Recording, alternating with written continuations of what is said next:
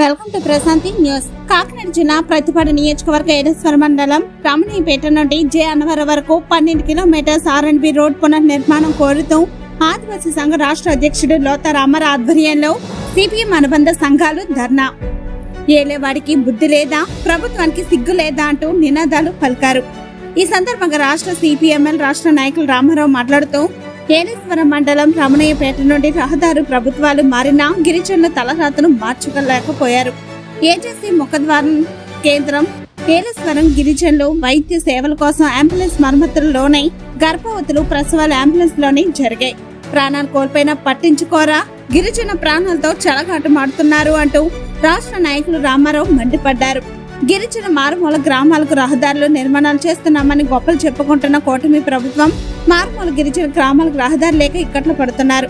గత సంవత్సరం సెప్టెంబర్ 17వ తేదీన 12 గంటల ఆందోళన చేసి ఐటీడీఓ పీఓ వచ్చి సెప్టెంబర్ 28 కల్లా రోడ్డు నిర్మాణం చేపట్టకపోతే ఈ కాంట్రాక్టర్ రద్దుపరిచి కొత్త కాంట్రాక్టర్ తో నిర్మాణం చేపడతామని హామీ ఇచ్చారు. కానీ హామీలు నెరవేరలేదు. నాటికి రోడ్డు అధ్వానంగా తయారవడంతో రాష్ట్ర ఆదివాసీ సంఘ అధ్యక్షుడు లోతా రామారావు ఆధ్వర్యంలో సిపిఎం అనుబంధ సంఘాలు ధర్నా, రాస్తా రోకో రోడ్డుపై బైఠాయించారు. రోడ్డు వేసే వరకు పోరాటం ఆగదని రామారావు అన్నారు. పెద్దపురం డీఎస్పీ శ్రీహరిరాజు, ప్రతిపాడు సీఏ సూర్య అప్పారావు పోలీస్ బలగంతో మోహరించారు.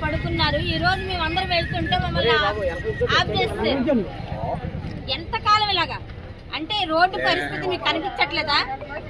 నేను పోలీస్ వారిని అడుగుతున్నాను, ఈ రోడ్డు ఎలా ఉంది?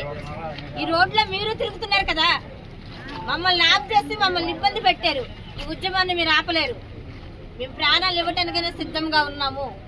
రోడ్డు వేసే వరకు, అధికారులు దిగి వచ్చే వరకు ప్రతి ఒక్కళ్ళు మా దగ్గరికి రావాలి. మేము రోడ్డు ఎక్కాం కాబట్టి మీ పోలీసులు ఎస్ఐలైనా, సిఐలైనా, కానిస్టేబుల్ అయినా రోడ్డు మీదకి మా దగ్గరకు వచ్చారు.